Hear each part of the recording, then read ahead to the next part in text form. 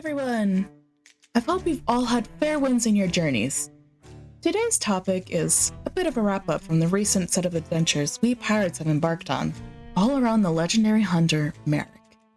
This most recent trilogy of adventures began when our beloved Merrick took initiative to begin rebuilding Golden Sands Outpost. This outpost was shrouded by fog from an attempt by the Reaper's Bones to weaken the veil between worlds so that Flameheart could bolster his supernatural forces. This fog was less of a cloud of smelly mist and more the very wall between the Sea of Thieves and the Afterlife. The Sea of the Damned was weakening due to the ritual carried out by Reapers.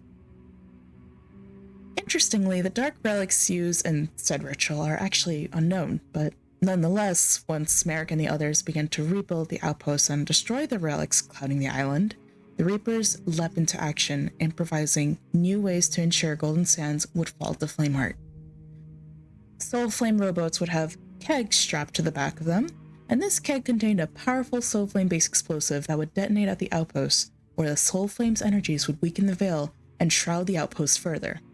Smugglers would also fluctuate more and more relics onto the surrounding islands and the outpost itself, ensuring that the ritual would thrive. The relic crates found during Lost Sands bear strange runes carrying a heavy resemblance to the Order of Soul markings. Despite the Reaper's hardest efforts, the outpost endured, was successfully repaired, and Flameheart was forced to search for alternative paths to conquest. But with what Merrick was told throughout this time and during the Shrouded Deep by Bell, figures in the shadows now saw a frail target. We have now seen the return of the Dark Brethren, for the first time since their formation in A Pirate's Life Tall Tales.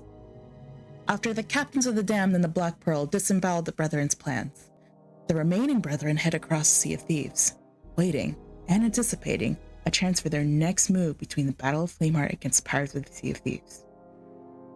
When the veil was weakened at Golden Sands, shrouding the island, they glimpsed an opportunity. With the barrier between worlds weakened, the Brethren and their forces were free to flit between the Sea of Thieves and the Sea of the Damned as desired. Here or there they recruited, moved places, and observed. However, after Golden Sands was triumphantly restored, the veil between realms was once again mostly solid, and as such, a sliver of the Brethren's forces was stranded in our world. For the Brethren, this seems to have benefited and hindered them. On one hand, they now had an agent to act in the world on their behalf. On the other hand, they were now bereft of a way to flit between our seas and waters they held greater power in. Ever so adaptable, though, the Brethren began to enact plans to expand their dominion once again. Throughout the last 4 adventures we pirates have embarked on, we've dealt with primarily 2 characters: Bell, an entity steeped in mystery and deeply knowledgeable in the Sea of the Damned. And when a hunt for the Shrouded Ghost rolled around, Bell brought along the shark hunter and renowned fisherman Merrick. During their time working together, Bell told Merrick many stories of the Sea of the Damned, and likely other assorted information. While informing Merrick like this seemed harmless, it resulted in a premium target being painted upon his back. His trusting nature and aversion to combat made him an easy target, and one with information rattling around his noggin a group like the Dark Brethren would most certainly desire. With this motive set, it's easy to see why the Brethren targeted someone as seemingly useless to their plans as Merrick. With the quarry marked, the Brethren's agent in the Sea of the Thieves set a lethal trap. Oh dear, it seems I'll have to take over for the rest of the class. I told her not to eat grubs. Anyways, Merrick received a letter from a friend, imploring him to come to K9, an uncharted island between the wilds and shores of plenty northwards. Upon arrival, though, he was met with less grog and camaraderie, and more a porcelain-masked assassin hell-bent on the death of their quarry. And so, Merrick was ambushed and slain.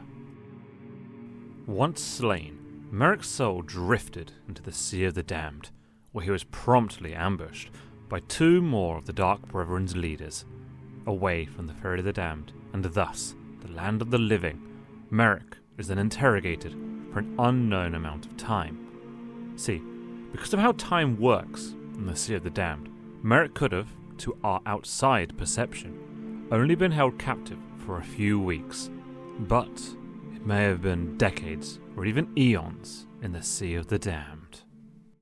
That aside, the crew was able to track down Merrick's murderer using Belle's lantern and torn notes. The trail showed a figure conspiring with multiple Brethren phantoms to construct a scepter while writing journals here or there. A few lore revelations came from said journals, such as that ghost ships, soul-flame captains, and flames of fate have all weakened the veil between worlds.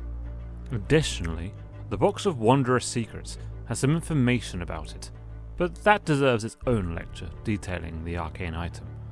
The biggest surprise was that set into the Gold Hoarder's eye sockets are two veil stones, the cause of his insanity.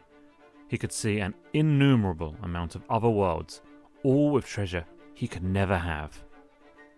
The completed scepter, using the Gold Hoarder's skull and veilstones bound to a trident of dark tides, gave the Brethren the ability to generate portals to any location.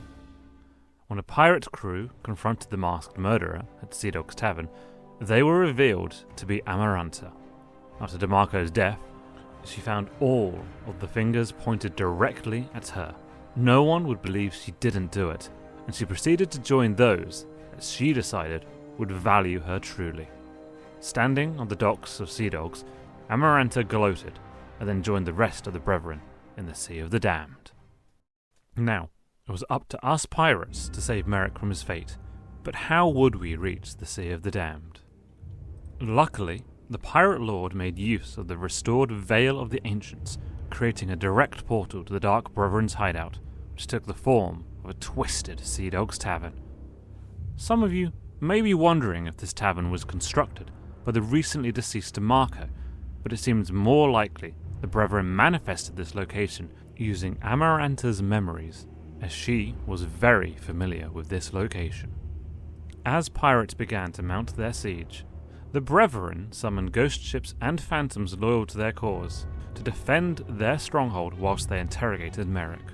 Several crews launched an attack and successfully navigated the winding paths of the Twisted Sea Dog's Tavern.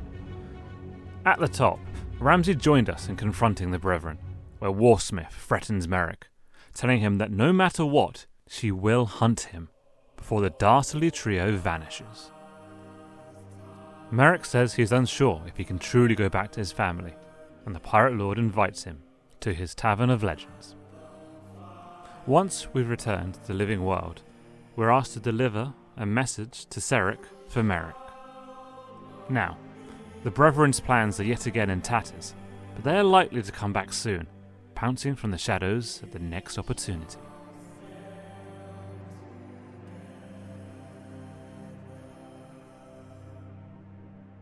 Hey, if you enjoyed today's video, leave a like. And if you want to see more content from us, hit that subscribe button and click the bell to get a notification whenever another video drops. Thanks for watching.